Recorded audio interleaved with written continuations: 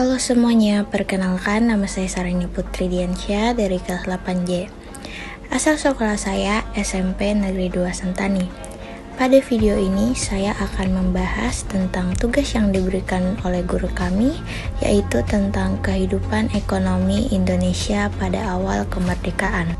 Tujuan dari proyek ini adalah membuat materi tentang kehidupan ekonomian Indonesia pada awal kemerdekaan untuk siswa kelas 8. Lingkup proyek ini meliputi membahas latar belakang ekonomi Indonesia pada awal kemerdekaan, kondisi ekonomi pada awal kemerdekaan, upaya pemerintah untuk meningkatkan ekonomi, dan dampak dari upaya pemerintah. Hasil yang diharapkan dari proyek ini adalah materi dan informatif tentang kehidupan ekonomian Indonesia pada awal kemerdekaan yang dapat membantu siswa kelas 8 memahami topik tersebut. Saya akan membahas lebih lanjut tentang kondisi ekonomi Indonesia pada awal kemerdekaan, termasuk latar belakang ekonomi, kondisi ekonomi pada saat itu, upaya pemerintah untuk meningkatkan ekonomi, dan dampak dari upaya tersebut. Materi pertama yaitu latar belakang. Indonesia memproklamasikan kemerdekaannya pada tanggal 17 Agustus 1945. Namun, kondisi ekonomi Indonesia pada saat itu sangat memprihatinkan. Negara ini masih sangat tergantung pada ekonomi kolonial Belanda dan belum memiliki infrastruktur ekonomi yang memadai, sehingga menghambat proses produksi dan distribusi barang. Materi kedua yaitu kondisi ekonomi pada awal kemerdekaan.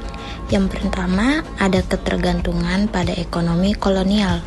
Indonesia masih sangat bergantungan pada ekonomi kolonial Belanda, yang berarti sebagian besar produksi dan perdagangan masih dikuasai oleh Belanda. Yang kedua, kurangnya infrastruktur. Indonesia belum memiliki infrastruktur ekonomi yang memadai, seperti jalan, jembatan, dan pelabuhan. Terakhir, yang ketiga, kemiskinan dan pengangguran. Banyak masyarakat Indonesia yang hidup dalam kemiskinan dan pengangguran. Oleh karena kondisi tersebut, pemerintah berupaya untuk meningkatkan ekonomi Indonesia dengan cara yang pertama, mendirikan bank sentral. Pemerintah Indonesia mendirikan bank sentral yang sekarang disebut Bank Indonesia untuk mengatur kebijakan moneter dan meningkatkan stabilitas ekonomi. Yang kedua, mengembangkan industri. Pemerintahan Indonesia berusaha mengembangkan industri dalam negeri untuk mengurangi ketergantungan pada impor. Terakhir, mengembangkan infrastruktur. Pemerintah Indonesia berusaha mengembangkan infrastruktur ekonomi seperti jalan, jembatan, dan pelabuhan. Karena upaya dari pemerintahan Indonesia, terdapat dampak-dampak positif yang meningkatkan negara Indonesia.